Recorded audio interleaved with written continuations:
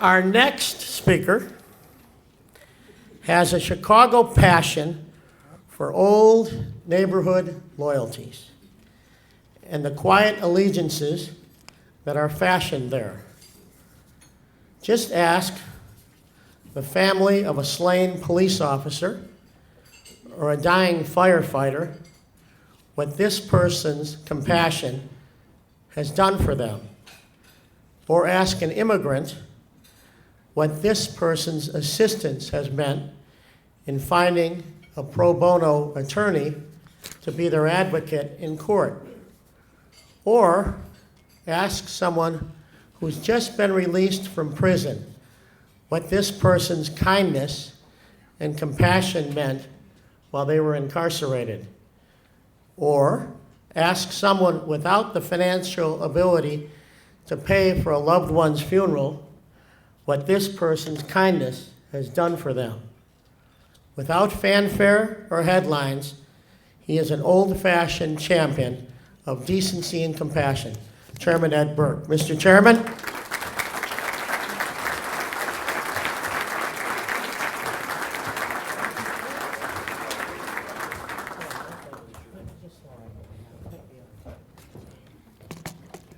And Dorothy, Jay has told me he forgot to say you were present.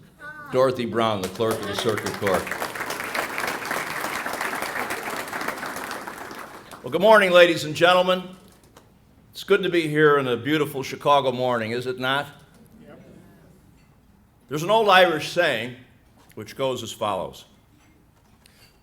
You have to do your own growing no matter how tall your grandfather was.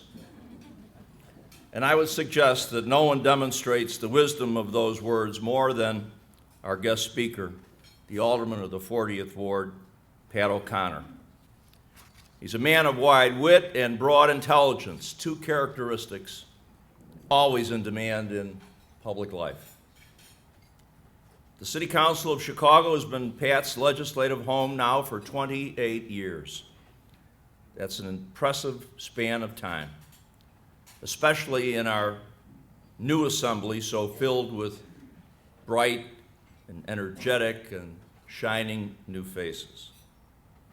Pat has always advocated fairness and consensus, perhaps the most challenging political achievements an elected official can accomplish.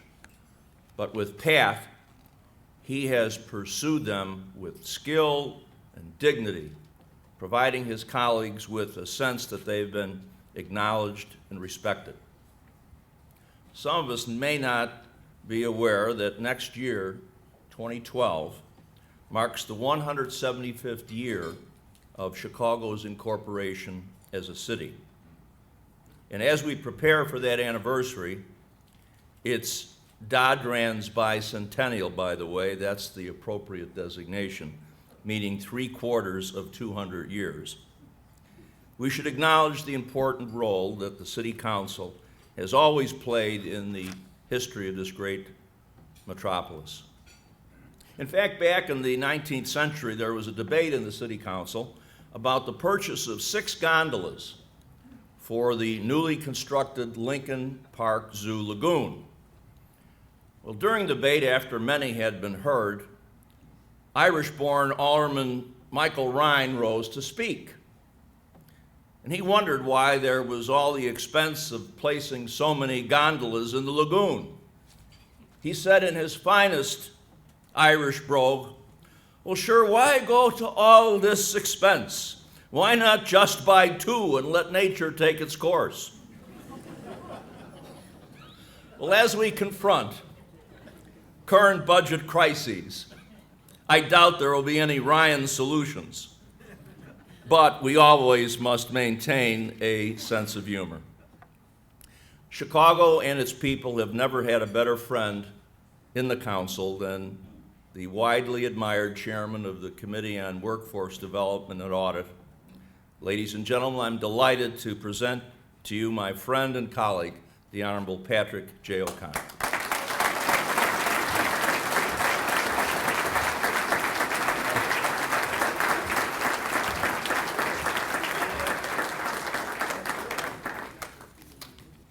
I think I'm done, because it can only go downhill from there.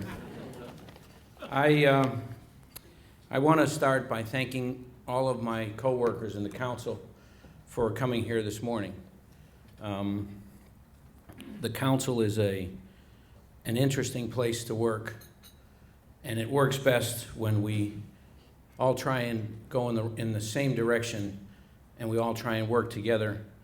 And even when we can't, when we try and be civil and keep the lines of communication open. And this group that we've got in the council this new term, I think, is dedicated not only to the principles of trying to right a lot of the problems that the city has, but in my interaction thus far, clearly they are a dedicated group and a civil group and a group that I think will be able to work through the hard times and through the times when the decision making is not as easy as we'd like it to be. I've attended many City Club functions, and one I remember was Chairman Rowe when he was here, and he started out by telling everybody how he had been educated in a one-room schoolhouse in a rural part of the United States.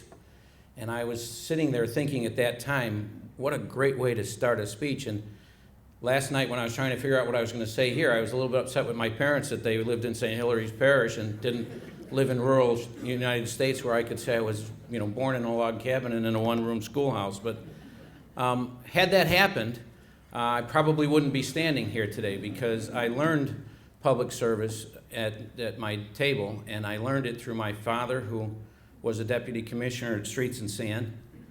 And had they not been where they were, I wouldn't have known men like Jim McDonough, who was a great public servant and at one time might have made a great mayor of the city of Chicago. Or Tom Donovan, who my dad always said was the second smartest man in government he ever knew, behind Richard J. Daley. These were the examples that I had growing up, and these are the people that make public service a calling, because you see what great things public service can do to people, or for people. My dad was an interesting fellow. He was classically educated, and he was a seminary graduate in Ireland and learned Greek and Latin. And when he was a Department of Streets and Sanitation Deputy Commissioner, we had changed our trucks from that real ugly color to the blue that we all know today.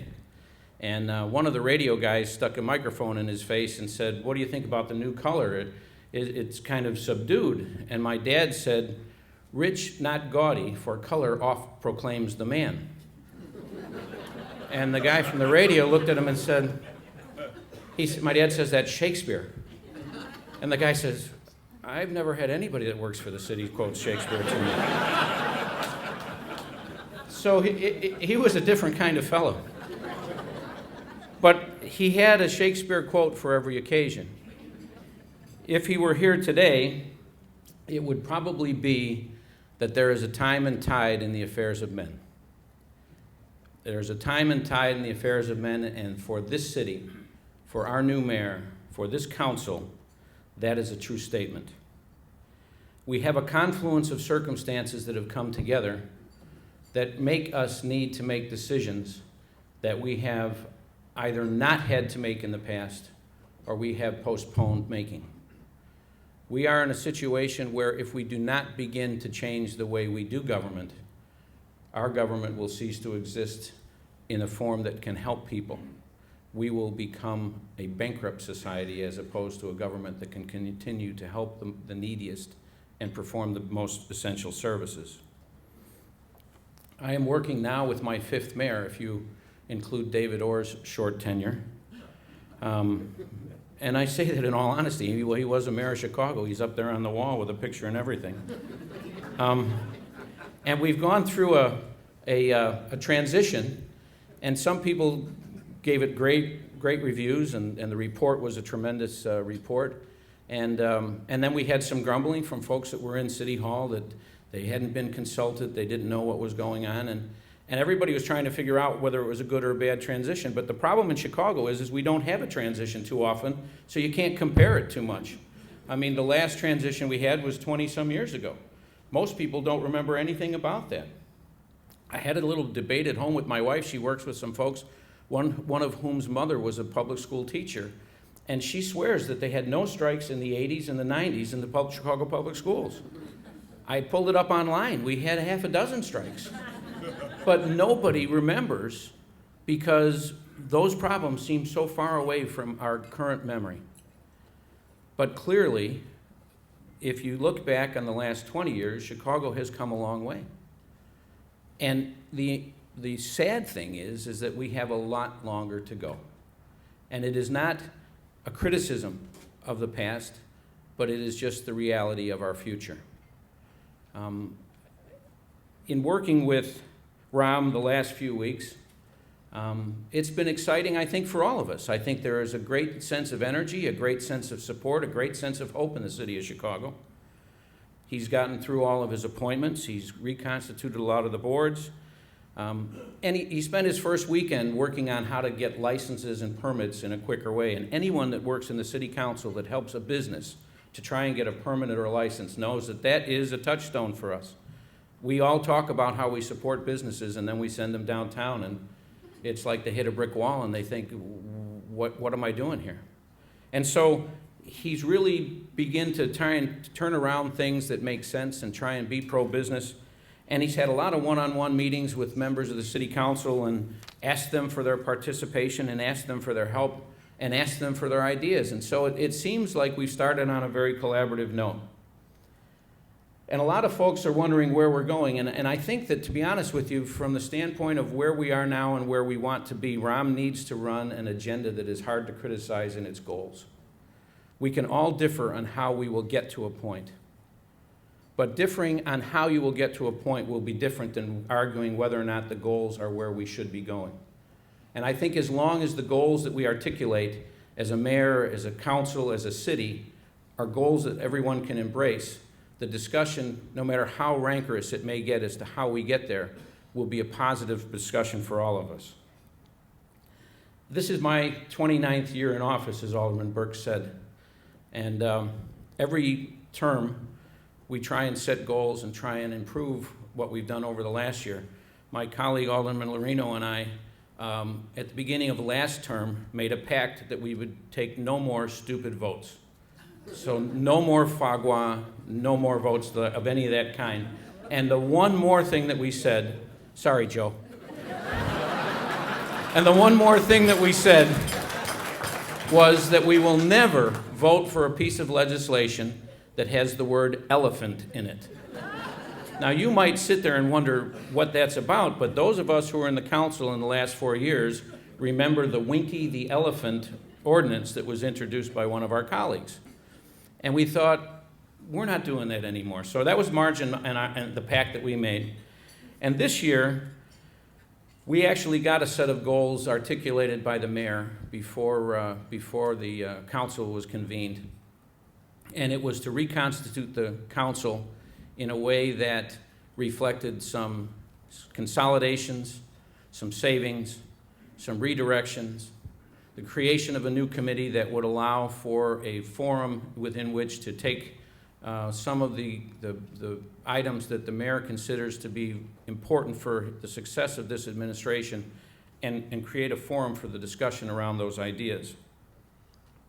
That accomplishment of the reconstruction of the council was due in great part to Alderman Burke and his staff, to Alderman Austin, to Alderman Mell, and others that helped to hold meetings, Alderman Suarez, Alderman Solis, Alderman Zalewski, who made calls and talked with our council colleagues to ensure that everyone had an opportunity to participate and to ensure that everybody understood the goals as they were articulated to us. And that was a real good effort and a real good sign for all of us, I think, that we all understand the challenges that are ahead for us. We took the council from 19 committees to 15, and then added the new one that the mayor had asked to be added, which is the lowest number of committees since the 1950s. We had a 10% savings, which reflected the savings that the mayor asked us to do. We are a leaner and sharper body than we have been perhaps in the last few years, at least in look, and I hope that the results will match the look. But clearly, everyone in the council was pulling in that direction. When I first started in the council, we immediately started council wars. I was given the chairmanship of an education committee. And I think in part it was because at one time I had been an adjunct professor at Felician College on Peterson Avenue. But I knew in real part it was because they wanted to lock away a vote to make sure that they had enough votes to get done what they needed to do. But in those days when I first joined the council, we had strikes that I was able to participate in trying to settle.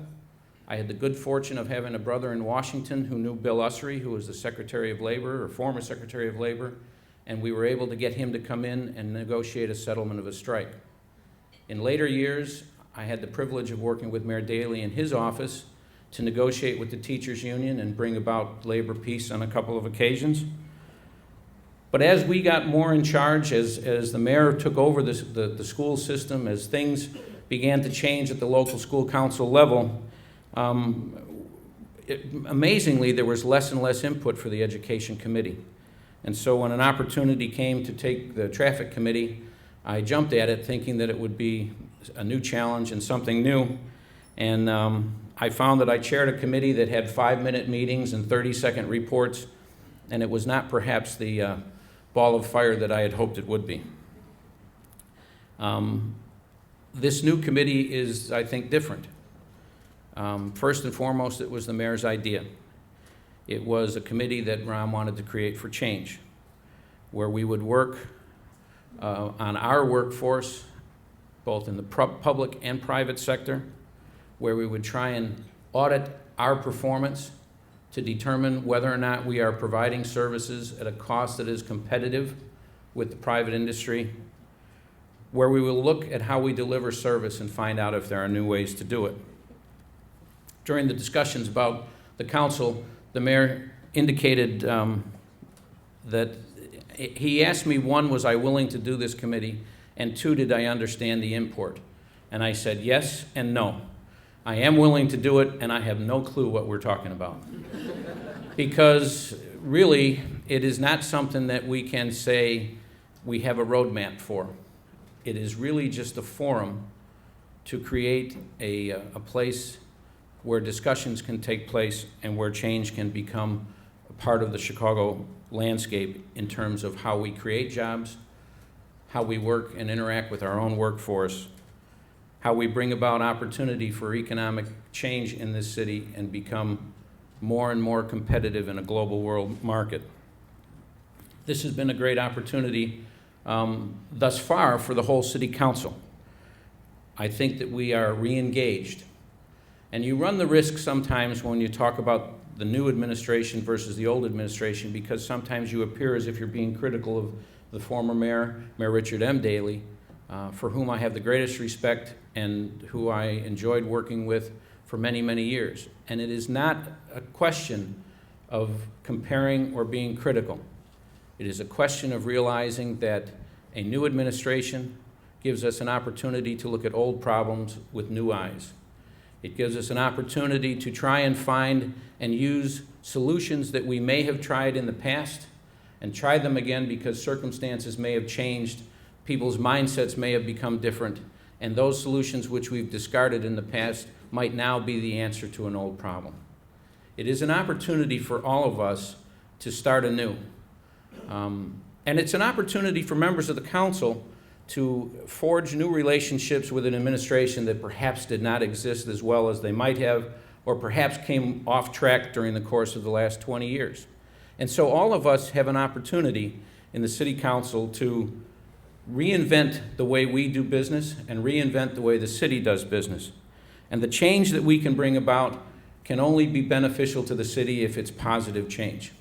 And so we look to everyone to try and work towards the goals that have been set forth, the goals of a safer community, the goals of an economically viable city, and the goals of a city where education is available to all folks in a world-class level.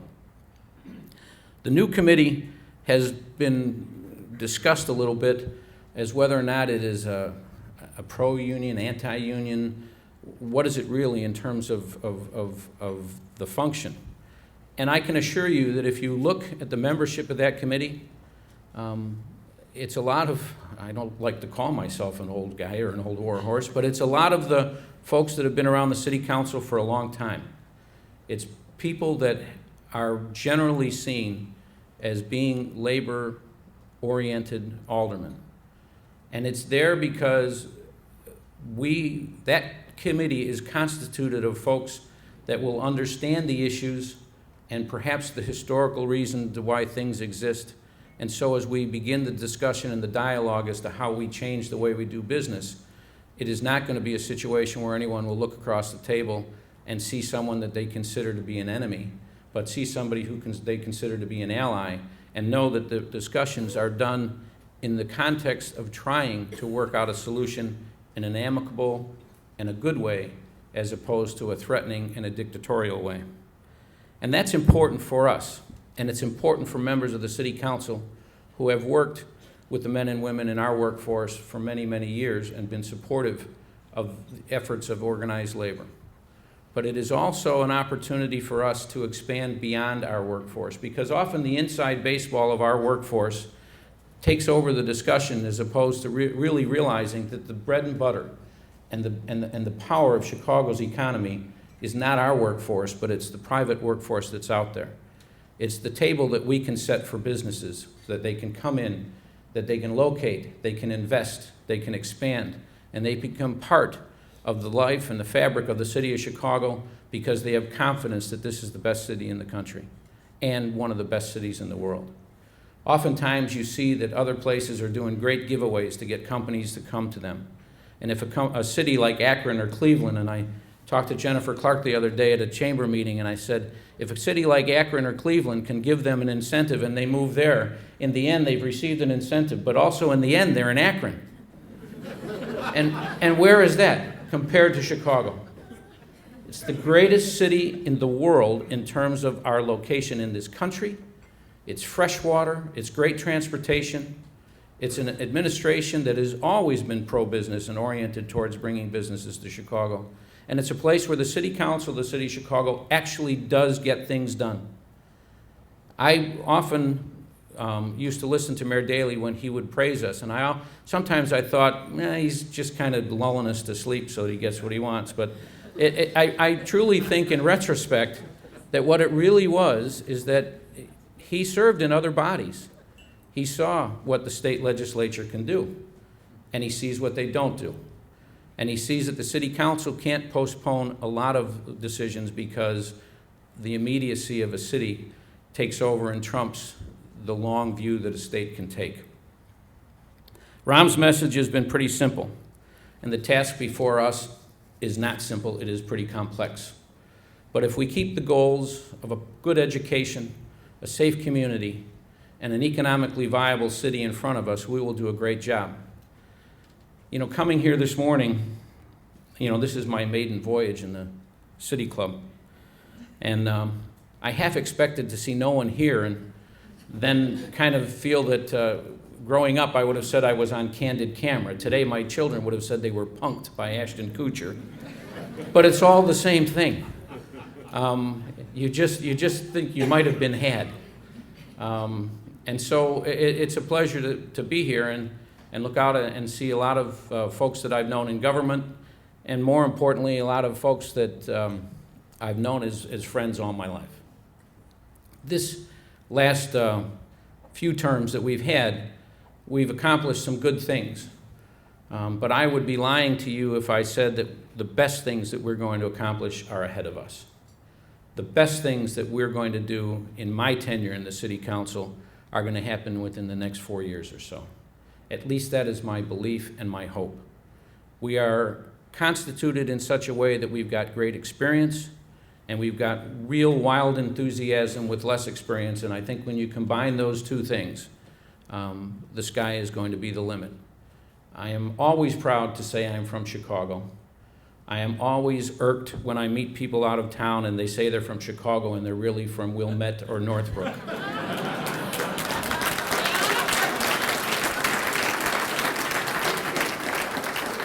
Because to be from Chicago, you have to be in the trenches. You have to know what neighborhood you're from or what parish you're from. You have to know everybody's connection to somebody else. You have to be able to talk to somebody and within 10 minutes find a common person that you knew or you grew up with or that you were related to. And only in Chicago can that happen. We are a city of great hope. We are a city that has, I think, fine leadership. We're going to be able to work with an administration and an individual who served in 2 presidential cabinets and who has an infinite capacity to see issues coming at him and handle them in a very, very classy and a very, very good way. It is our job to make sure that they always remember that this is not Washington, that this is not Congress, that this is the city of Chicago, and that it is the city that works and will continue to work. Thank you very much.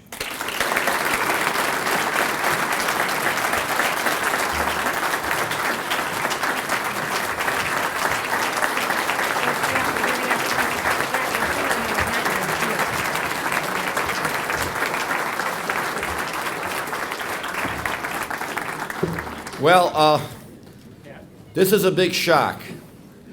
Little Ginny has collected no questions. Gambling in the back room, all give your own cliche. In the spirit of our speaker, if you have a question, remember, cowards die many times before their death. The valiant taste death but once. Hold your applause. Are there any questions? Raise your hand. You didn't write it out, but because this is a new administration, we'll break the City Club rule. State your name and state your question loudly, please. Bob Camillo, architectural engineer with City Colleges. I've been listening to some of the politicians for the last 15, 20 years in state, city, federal, about jobs. Just for a fact, in the late 60s, early 70s, we had 7,500 factories in Chicago. We're less than 700 now. No one's talked about bringing manufacturing back to the city. A manufacturing plant is a little city. There's white-collar jobs, there's sales, marketing, blue-collar jobs, machinists, tool and die designers, machine designers, shipping and receiving, sales, marketing. Could we try to project this for the next few years to bring manufacturing back to this town and you solve the job problem? I think where you work is a key component of how we're going to bring manufacturing back. Manufacturing is not what it used to be. Unskilled workers, uneducated folks on a line putting a widget into a piece of machinery. The workforce has to be educated. And workforce development, which is the committee I serve on, would be working on that issue. But city colleges would be an unbelievably important partner in that, because what we're looking for city colleges to do is to do what they've been doing a little bit and expand it, which is anticipate the market, anticipate the needs of the factories, of the manufacturers, and create the workforce by educating them in what needs to be done.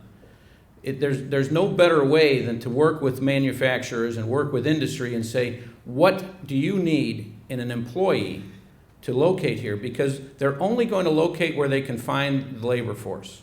And if we don't have the educated labor force, they can't do it. I have Temple Steel in my ward. It's a 24-hour, 7-day-a-week metal stamping plant. They moved a considerable amount of their business to Mexico a few years ago. And about 3 or 4 years ago, we were able to convince them to close their Lake Zurich plant and move the men and women from their Lake Zurich plant back into Chicago. For us locally, it was a huge success and a great hiring tool because they hire locally.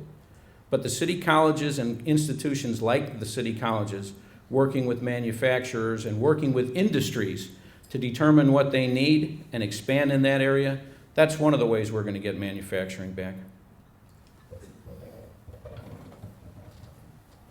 Seeing no more questions, how about a big round of applause for our